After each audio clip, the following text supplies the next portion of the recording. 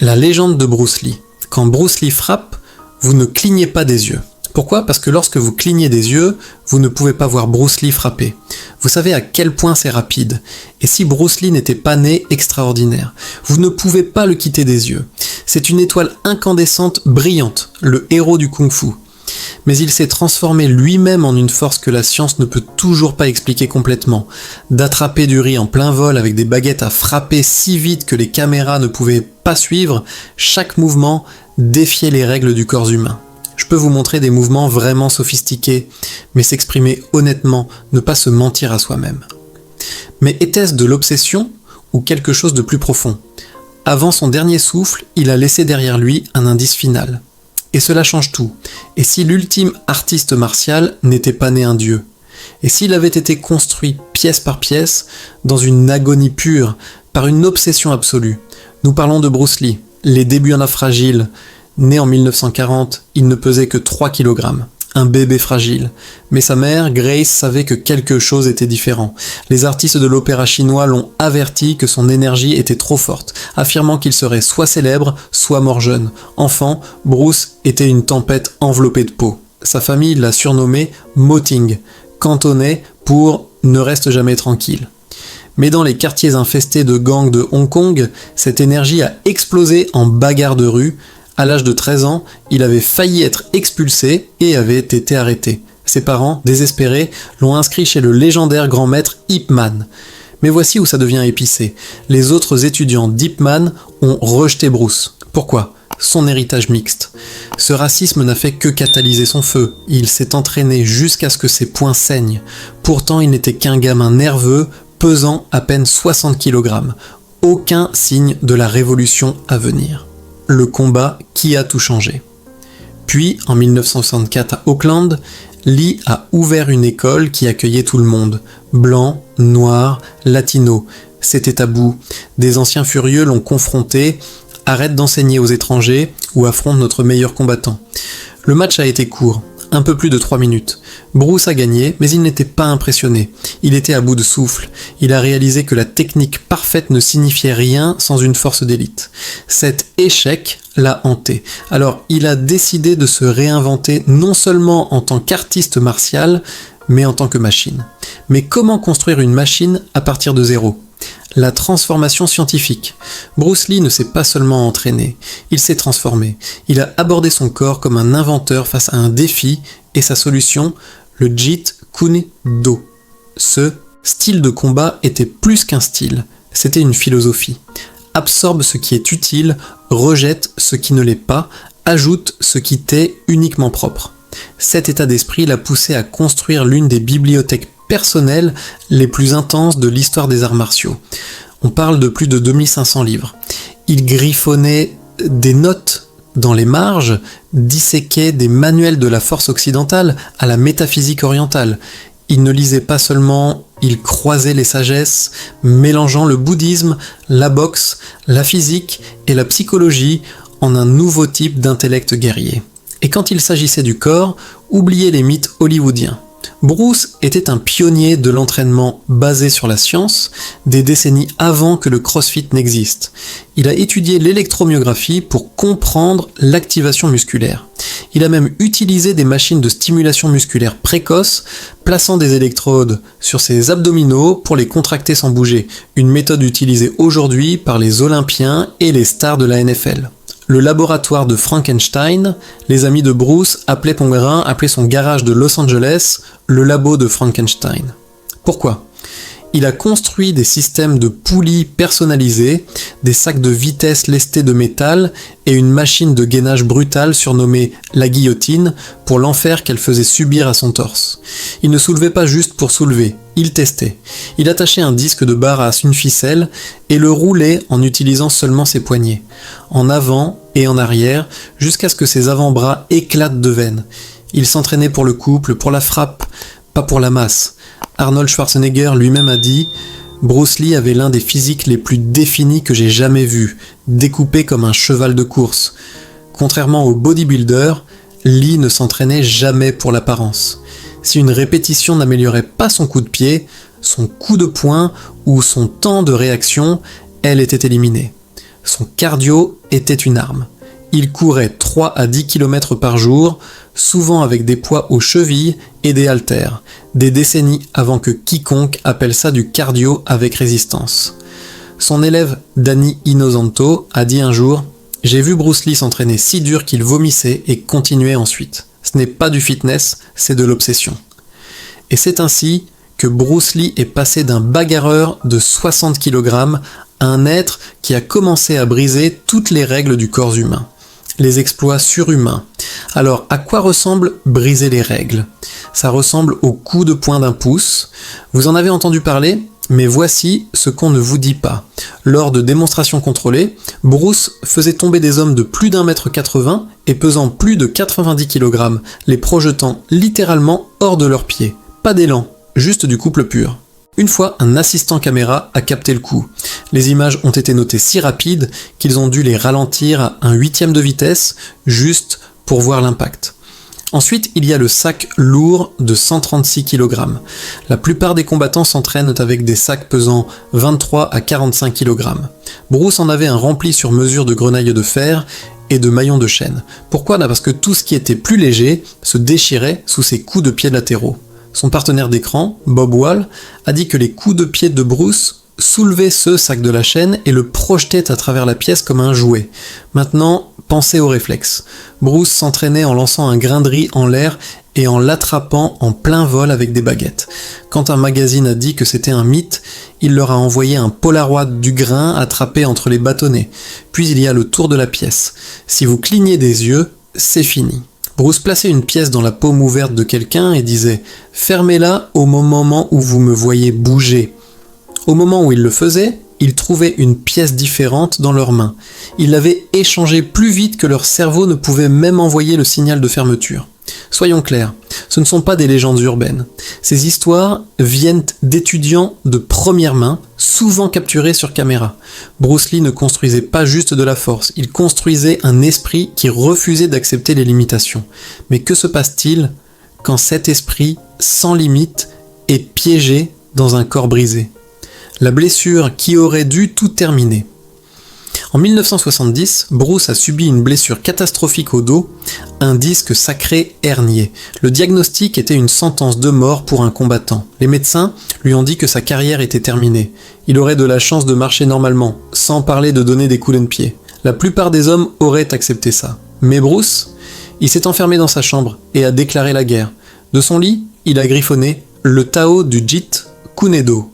Un plan manuscrit de toute sa philosophie, né de 6 mois de rétablissement agonisant. Mais il n'écrivait pas seulement, il visualisait, il a construit une routine d'auto-réhabilitation, d'étirement et de concentration méditative. Il s'imaginait guérir, il s'est volontairement rendu plus fort. Lentement, impossiblement, son corps a répondu. En quelques mois, il donnait à nouveau des coups de pied. En 1 an, il était de retour sur les plateaux de tournage. Les médecins étaient stupéfait. L'un a admis, ce n'est pas une récupération que je peux expliquer. Le secret. Le contenu émotionnel. Alors, quel était le secret ? Bruce l'appelait le contenu émotionnel. L'idée que chaque coup de poing, chaque répétition, chaque respiration devait être remplie d'un but brûlant. Il ne faisait pas des exercices d'abdos pour l'apparence. Il a construit son abdomen en armure conçu pour lancer des frappes sous n'importe quel angle. Sa routine impitoyable, les Dragon Flags, un mouvement qu'il a contribué à inventer, les frog kicks en suspension, les sit-ups avec 23 kg de plaques derrière la tête, les flexions latérales jusqu'à ce que ses muscles ressemblent à une armure. Et il les faisait tous les jours. Lee a dit lui-même, la cohérence à long terme l'emporte sur l'intensité à court terme. Et peut-être que c'est le vrai mythe. Pas que Bruce Lee pouvait faire l'impossible, mais qu'il pouvait le faire quotidiennement. Et cette obsession était sur le point de le rendre trop rapide pour la réalité elle-même. Trop rapide pour les caméras. Alors qu'est-ce que trop rapide pour la réalité signifie vraiment ?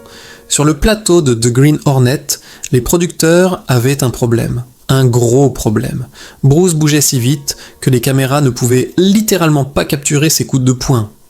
Dans les images originales, il avait l'air immobile pendant que ses adversaires s'effondraient simplement.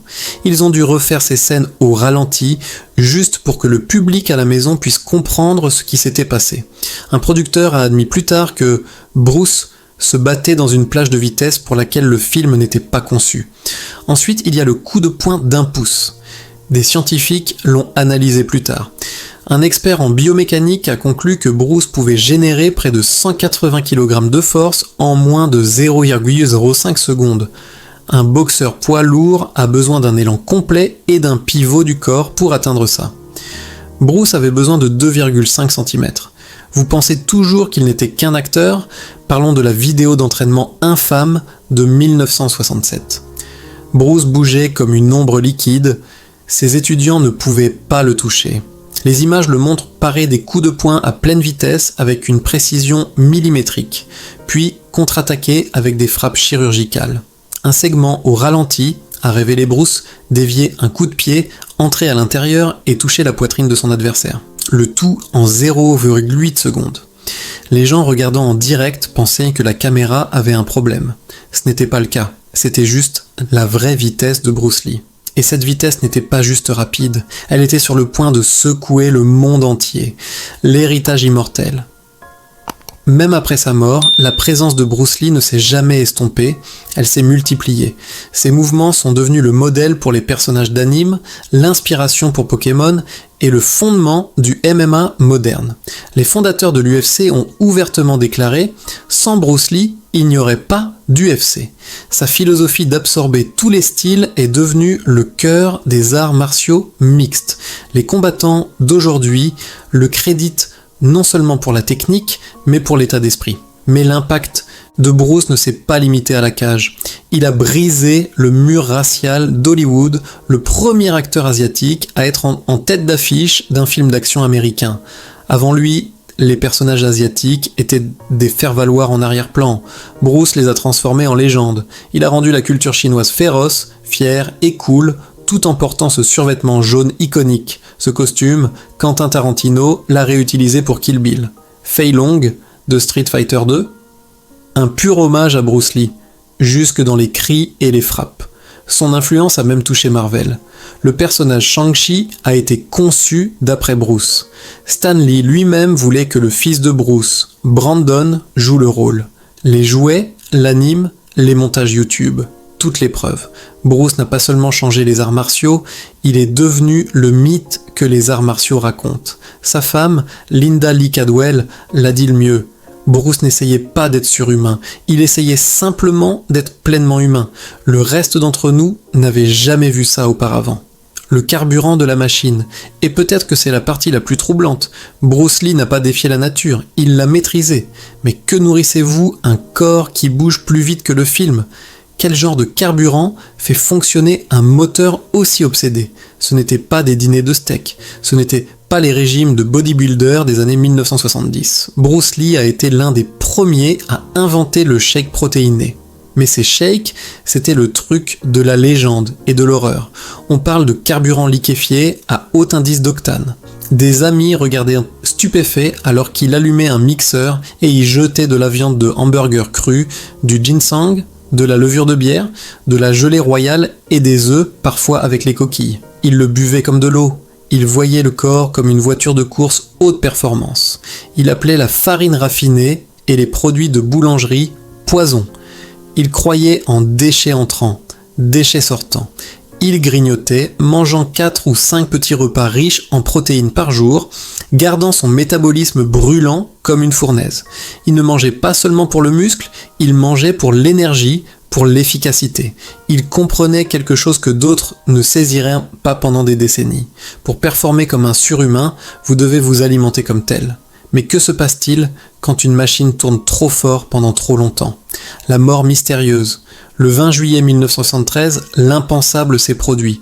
Bruce Lee était mort, seulement 32 ans. Le rapport officiel, œdème cérébral, un gonflement massif du cerveau. La cause supposée, une réaction allergique à un simple analgésique. Mais c'était Bruce Lee. Et pour ceux qui le connaissaient, cette histoire ne tenait pas la route. Les murmures ont commencé instantanément. Des rumeurs de Dim Mak, un touché de mort. empoisonné par des maîtres rivaux furieux qu'il partageait des secrets anciens avec l'Occident, des chuchotements d'une malédiction de triade. Mais la vérité pourrait être encore plus sombre, cachée dans sa propre obsession.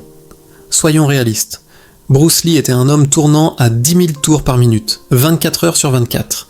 Il avait poussé son corps à un endroit que la nature n'avait jamais prévu. Des amis ont dit qu'il avait presque 0% de graisse corporelle.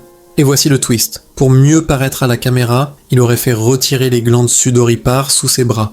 Il a littéralement désactivé le système de refroidissement de son propre corps. Juste 2 mois avant sa mort, il s'était effondré sur un plateau de tournage, souffrant d'un coup de chaleur violent. Il a été transporté d'urgence à l'hôpital, sa température corporelle dangereusement élevée. Les médecins l'ont averti. Ils lui ont dit de ralentir. Il n'a pas écouté. Alors, qu'est-ce qui l'a vraiment tué?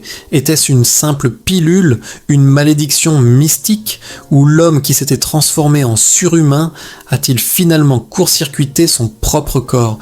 Le feu blanc qui alimentait chacun de ses mouvements l'a-t-il finalement inévitablement consumé? C'est le seul secret que Bruce Lee a laissé derrière lui, le seul combat qu'il ne pouvait pas gagner. Les nunchakus, l'arme iconique. Alors, la machine était partie, mais la légende, elle, ne faisait que commencer. Et quelle image cette légende a-t-elle gravée dans nos esprits? Le survêtement jaune et le flou du nunchaku. Vous devez comprendre, avant Bruce Lee, les nunchakus étaient des outils agricoles obscurs d'Okinawa. Au cinéma, ils étaient considérés comme maladroits, dangereux et fondamentalement inutilisables. C'était un accessoire jusqu'à ce qu'ils les ramassent. Et soudain, ils n'étaient plus maladroits, ils étaient de la foudre. Nous avons tous entendu les histoires. Celle où il joue au ping-pong avec? Ouais, celle-là est fausse. C'était une publicité. Mais voici ce qui n'est pas faux. Ses partenaires d'écran étaient terrifiés. Ils bougeaient les nunchakus si vite, on parle de plus de 160 km/h, que le son qu'ils faisaient était un sifflement aigu. Il était si précis qu'il pouvait effleurer l'air à des millimètres du visage d'un acteur des dizaines de fois en quelques secondes et ne jamais entrer en contact. Il les bougeait plus vite que l'œil humain ne pouvait suivre. Regardez le combat dans l'allée dans La Fureur du Dragon. Les caméras devaient littéralement être sous-cadencées, accélérées, juste pour gérer le chaos visuel. Il ne faisait pas que balancer, il créait un bouclier défensif de bois et de chêne, interceptant des frappes de plusieurs attaquants à la fois. Il frappait la tête, le poignet et le genou d'un adversaire dans le temps qu'il vous faut pour cligner des yeux. C'était le Jeet Kune-do en action, contrôle total, vitesse, aveuglante, économie de mouvement. Il a rendu cette arme inutilisable, si iconique, si mortelle, que des gouvernements du monde entier les ont interdites. Pourquoi ? Parce qu'après ces films, tout le monde continuait à se frapper la tête.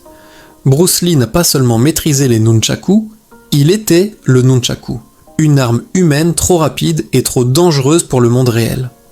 Le jeu de la mort, un testament fantôme. Mais si les morts pouvaient laisser derrière eux un dernier avertissement, 5 ans après sa mort, en 1978, un nouveau film de Bruce Lee est sorti en salle. Comment? Et si je vous disais que c'était une histoire de fantôme? Le studio a sorti Le jeu de la mort, mais ce n'était pas un film, c'était le monstre de Frankenstein. Ils ont utilisé des images granuleuses et macabres, des véritables funérailles de Bruce, et les ont montées dans l'intrigue. Ils ont engagé des doublures qui ne lui ressemblaient en rien, cachant leur visage dans l'ombre ou derrière des lunettes de soleil. Ils ont littéralement collé une découpe en carton de la tête de Bruce sur un miroir pour simuler une prise. C'était un pillage macabre. Mais voici où ça devient épicé. Ils l'ont fait pour enterrer le vrai trésor. Avant de mourir, Bruce avait tourné 40 minutes de sa vraie vision non filtrée. Et ce n'était pas juste un film, c'était sa thèse ultime. Une pagode à 5 niveaux, chaque étage gardé par un maître différent d'un style rigide.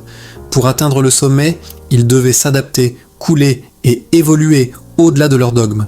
Et le gardien final, la légende du basket de 2,18 mètres, Karim Abdul-Jabbar, son véritable élève dans la vie réelle.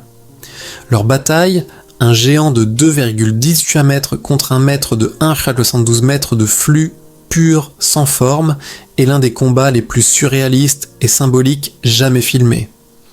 Le studio a enterré ce chef-d'œuvre philosophique sous une intrigue terrible. Pourquoi ? Peut-être que c'était trop brut, trop réel. C'est le dernier testament d'un maître, un plan fantomatique de son âme nous montrant le seul secret qu'il a passé sa vie à essayer de prouver. Aucun style n'est le style ultime. La question finale, était-il surhumain ou a-t-il simplement déverrouillé ce qui est caché en nous tous? Abonnez-vous et dites-nous dans les commentaires quelle partie de la légende du dragon vous a le plus choqué. Yeah.